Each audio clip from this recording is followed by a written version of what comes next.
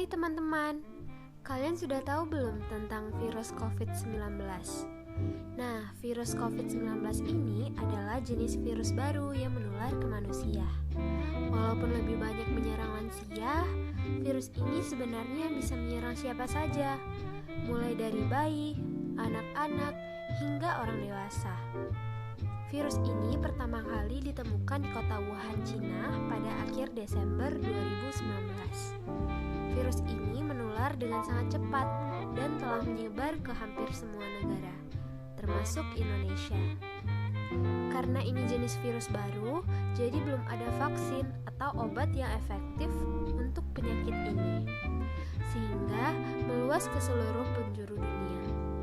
Virus COVID-19 ini adalah kumpulan virus yang bisa menginfeksi sistem pernapasan. Pada banyak kasus, virus ini hanya menyebabkan infeksi pernapasan ringan, seperti flu. Namun, virus ini juga bisa menyebabkan infeksi pernapasan berat, seperti infeksi paru-paru atau disebut juga dengan pneumonia. Gejala dari virus ini sama kayak flu, badan panas, batuk-batuk, dan sesak nafas. Setelah itu, gejala dapat hilang dan sembuh atau malah memberat. Penderita dengan gejala yang berat bisa mengalami demam tinggi, batuk berdahak, bahkan berdarah, sesak nafas, dan nyeri di dada. Ayo hentikan virus COVID-19 dengan disiplin menerapkan physical distancing. Apa sih maksud dari physical distancing? Nah, physical distancing atau pembatasan jarak fisik itu adalah upaya yang dilakukan untuk mengendalikan dan mencegah penyebaran infeksi virus COVID-19. Physical distancing adalah salah satu langkah yang disarankan untuk mencegah penyebaran virus COVID-19. Tidak hanya saat di luar rumah, pemerintah bahkan menganjurkan agar cara ini juga dilakukan saat di dalam rumah. Jumlah orang yang menderita infeksi virus COVID-19 di Indonesia terus meningkat dan semakin memprihatinkan. Untuk mengurangi kemungkinan penyebaran virus COVID-19 yang mudah menular ini, pemerintah Indonesia dan Organisasi Kesehatan Dunia atau dikenal dengan WHO menganjurkan masyarakat untuk menjaga jarak aman dengan orang lain melalui physical distancing. Apakah physical distancing sama dengan social distancing? Sebelumnya, upaya pembatasan jarak dengan orang lain dikenal dengan istilah social distancing. Hanya saja, beberapa waktu lalu, WHO menganjurkan untuk mengganti istilah tersebut dengan physical distancing. Padahal, interaksi sosial juga memiliki peran penting dalam upaya menghadapi pandemi COVID-19. Dengan menjaga komunikasi dengan orang lain, kita bisa saling memberi kabar sehingga kita tidak merasa kesepian, sedih, atau terasingkan.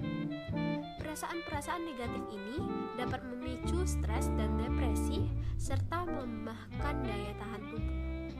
Selain itu, kita juga bisa saling bertukar informasi terkait cara pencegahan virus dan situasi terbaru di luar rumah.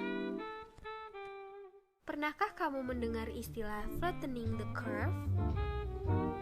Ya, physical distancing berguna untuk menurunkan penyebaran wabah virus dan memperlambat penyebaran epidemi. Memperlambat penyebaran epidemi bermaksud untuk memberi waktu untuk penyempurnaan vaksin, sekaligus mencegah tenaga dan fasilitas medis kewalahan menangani wabah virus COVID-19 ini. Physical distancing juga dapat dilakukan dengan beberapa cara, yaitu pertama, jangan keluar rumah kecuali untuk urusan penting seperti membeli kebutuhan pokok atau berobat ketika sakit. Yang kedua, sapa orang lain dengan lambaian tangan, bukan dengan berjabat tangan. Yang ketiga, bekerja atau belajar dari rumah. Yang keempat, manfaatkan telepon genggam atau video call untuk tetap terhubung dengan kerabat dan rekan kerja. Yang kelima, lakukan olahraga di rumah, tidak di pusat olahraga atau gym. Yang keenam, meminta kurir pengantar barang atau makanan untuk melakukan contactless delivery atau menerima pesanan tanpa bertemu langsung dengan kurir saat memesan makanan atau barang lainnya. Biasakan cuci tangan yang bersih sehabis melakukan pekerjaan. Yang kedua, jangan keluar rumah ataupun jalan-jalan agar tidak tertular dan menularkan virus. Yang ketiga, gunakan masker apabila kamu batuk dan bersin. Dan yang keempat, segera ke dokter atau rumah sakit jika gejala tadi semakin parah. Ayo, jaga diri kita dari virus COVID-19. Kita bersama-sama bisa berkontribusi untuk menyelamatkan satu nyawa.